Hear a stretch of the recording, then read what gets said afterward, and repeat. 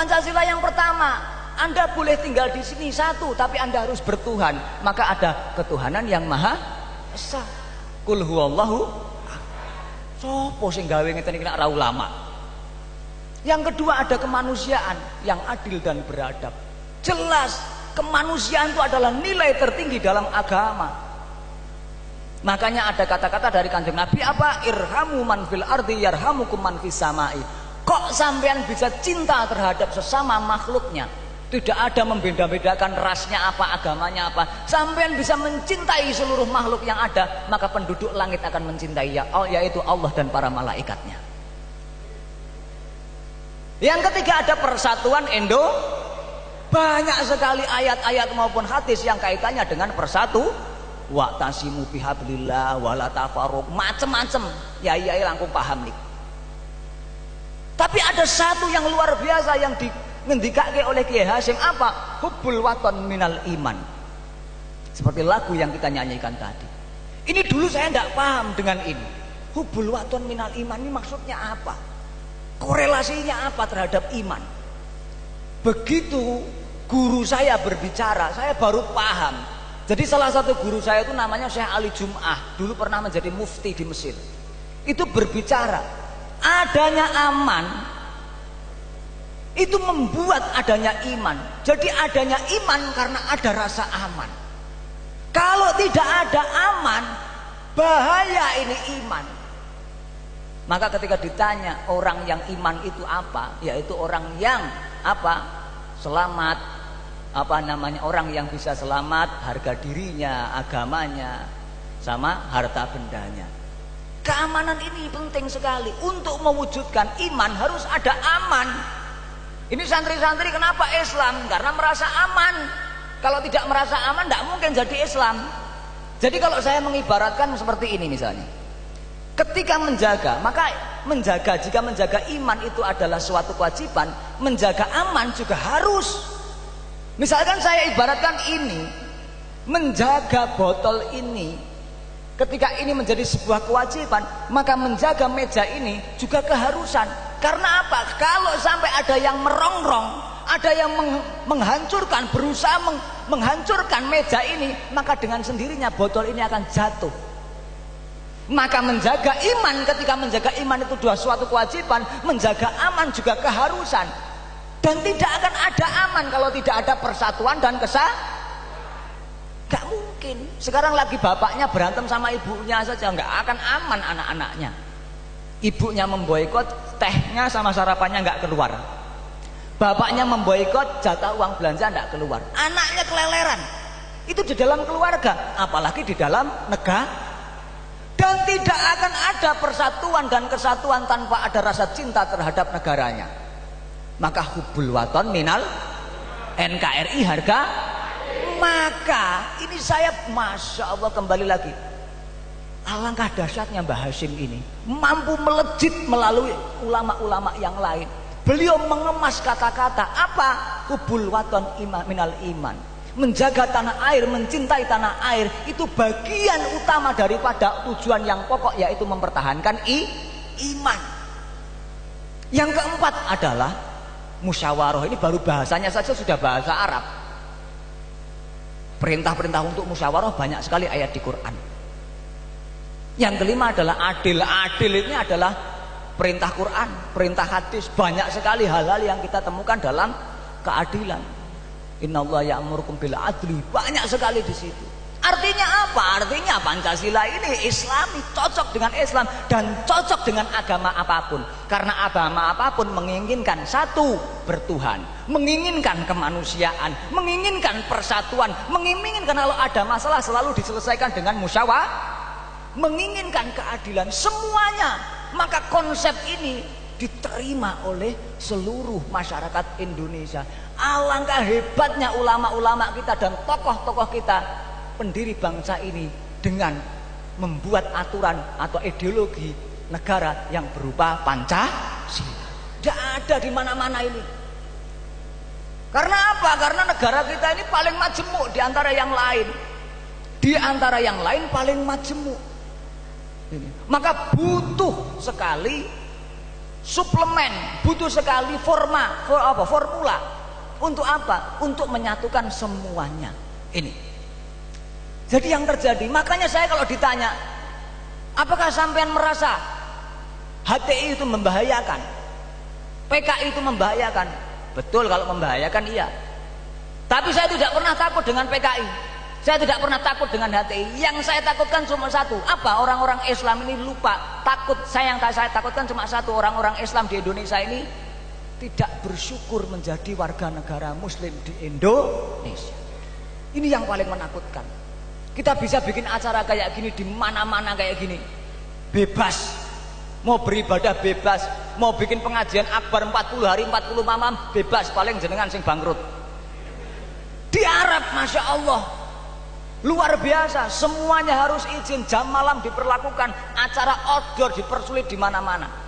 Bahkan banyak mahasiswa-mahasiswa Al-Azhar itu yang terlibat dengan kepolisian sana. Karena apa? Karena hanya berteman dengan orang Arab. Kebetulan orang Arab itu berafiliasi ikhwan. Main ke rumahnya, seluruh rumahnya seluruh penduduk rumah diculik, diambil sama polisi, dimasukkan ke dalam sel. Kemudian Pak, bahkan teman-teman itu ada yang yang sampai disetrum. Ini yang terjadi di sana. Maka ini yang paling menarik daripada Indonesia ini apa? Bahwa orang hidup di Indonesia itu paling enak, beribadah paling enak. Jenengan menikmati umroh ya karena cuma 9 hari, karena cuma 12 hari. Coba umroh di sana setahun, ya ora enak. Anda akan merindukan di Indonesia. Karena apa? Karena biaya hidup di sana mahal, kesana sulit, udaranya terlalu panas dan lain sebagainya.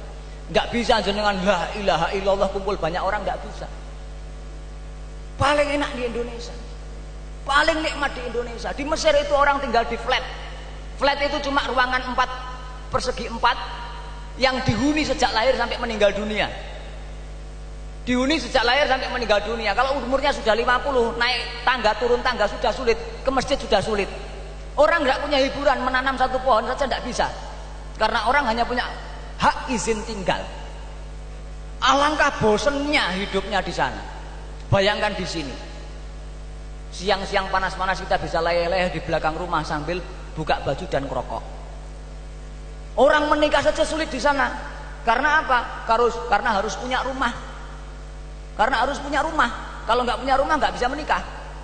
Di sini orang duit kan rabi. Satu-satunya bangsa mungkin sing orang duit iso guyuni ki bangsa Indonesia.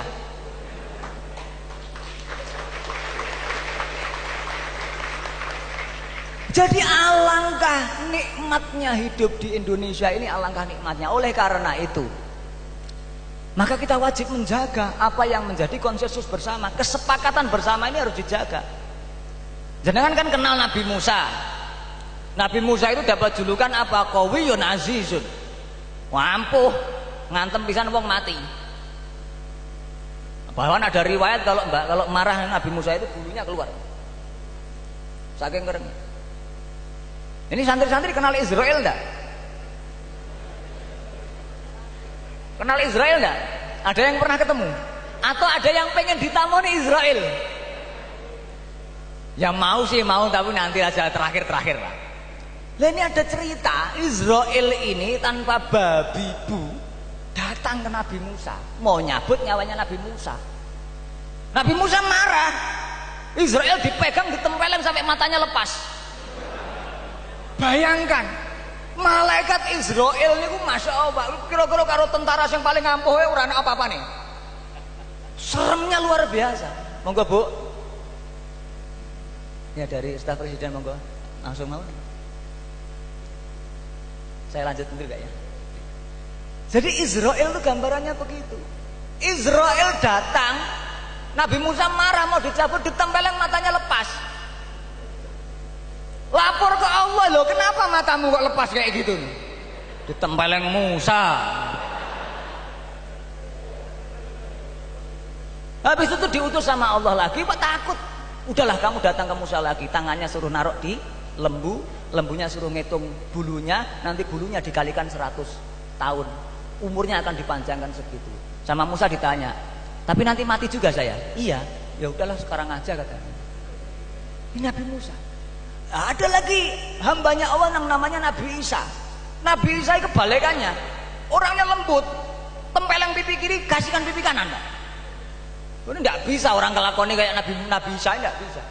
Halus betul Nabi Isa. Lah, apa hubungannya dengan Pancasila tadi? Lah, Nabi Muhammad Shallallahu Alaihi Wasallam ini di antara Nabi Musa dan Nabi Isa. Artinya beliau bisa lembut, tapi juga beliau tegas. Kapan kalau jenengan pengen ngertos kerasnya Nabi Musa itu kapan? Ketika perjanjian Hudaybiyah dilanggar. Jadi perjanjian Hudaybiyah itu adalah perjanjian antara orang Islam dengan kafir Quraisy. Salah satu poinnya adalah 10 tahun gencatan senjata. Di Arab itu ada suku besar namanya Bakr dan Khuza'ah. Bakr ini temannya kafir Quraisy, Khuza'ah ini temannya orang Islam. Berantem, dibela sama orang kafir Quraisy, orang Khuza'ah dibunuh.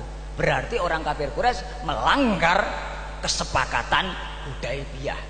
Padahal kesepakatan Hudaybiyah ini harus dijunjung tinggi dan disepakati, ya, kalau sudah disepakati. Apa yang dilakukan Nabi mendengar perjanjian Hudaybiyah dilanggar? Nabi Muhammad marah.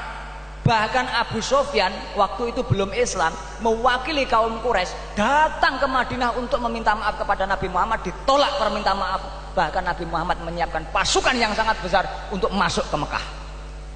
Jadilah Fathul Mekah. Ini konsensus. Lah Indonesia ini sama. Kita ndak anti khilafah kok. Siapa yang bilang orang Indonesia anti khilafah? Enggak.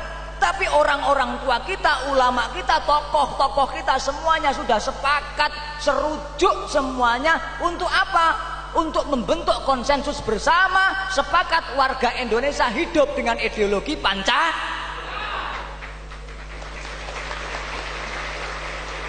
Nah, nilai-nilai Pancasila ini harus dijaga, harus diupayakan, dijaga dengan seksama. Siapapun yang berkomitmen mencintai Indonesia harus menjaga nilai-nilai Pancasila. Maka ada kabar itu teman-teman itu katanya di Wonosobo ini ada teman-teman demo soal mengawal perda tentang hiburan-hiburan malam. Hiburan-hiburan malam. Nah itu wujud cintanya teman-teman Banser kepada NKRI. Ini penting sekali. Jadi apa? Jadi daerah masing-masing itu punya yang namanya budaya, punya yang namanya kebiasaan, adat istiadat, nilai-nilai yang harus dipegang. Seperti tadi mana Uni Soviet, mereka punya nilai-nilai yang bertentangan dengan nilai-nilai manusia, rontok padahal itu dibuat oleh negara, disahkan oleh negara, tapi karena melanggar nilai-nilai kemanusiaan, rontok. Maka di Wonosobo ini pada khususnya dan Indonesia pada umumnya, seluruh lapisan kiai dan semuanya ya harus sepakat. Untuk apa? Untuk mempertahankan NKRI. Siapapun yang mau merusak NKRI, apalagi tidak mau hidup dengan falsafah negara Pancasila ini, ya silahkan minggat. Itu aja. Silahkan. Silahkan. Ya semuanya kan ada aturan. Mau desa mau coro, likuli makomin makolun, walikuli makolin makomun. Lain ladang lain belalang, sama. Kenapa orang sini berbicara berpikir semacam ya ini produk orang sini. Orang sini punya aturan sendiri. Orang sini punya adat istiadat sendiri. Orang sini punya budaya sendiri. Dibolak-balik ya nggak pas. Orang Amerika misalnya, ya punya adat mereka sendiri. Orang sini dipegang kepalanya marah. Ya ini aturannya, adatnya orang sini. Dibolak-balik ya nggak pas. Jadi kalau orang Jawa itu leher ke atas itu sakral Pak Bernard. Sakral. Jangan sekali-kali megang kepalanya orang Nusantara, bisa 7 turunan tuh musuhannya. Padahal itu nggak ada dalilnya, nggak ada dalilnya. Itu adat budaya. Sampai cari dalilnya kemana-mana nggak ada. Apalagi cuma nyarinya di 1-2 hadis. Orang Arab dipegang kepalanya nggak marah, orang Inggris dipegang kepalanya nggak marah.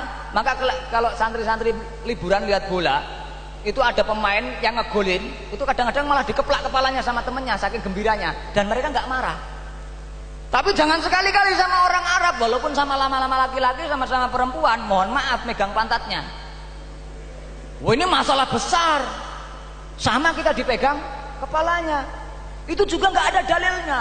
Nggak ada dalilnya asyarafu fit duburi, nggak ada. Nggak ada. Ini budaya. Nah, aturan-aturan negara banyak sekali punya aturan. Di sini aturannya Pancasila. Di Wonosobo adat-adatnya santri. Ya sudah, itu aja pakai. Gitu. Kalau lewat itu ya ruwet sendiri. Pakaian pun ruwet. Bentar lagi ya. Orang Amerika punya pakaian jeans, celana jeans karena hidupnya sebagai koboi. Satu orang mengendalikan ratusan kuda, butuh pakaian yang kuat.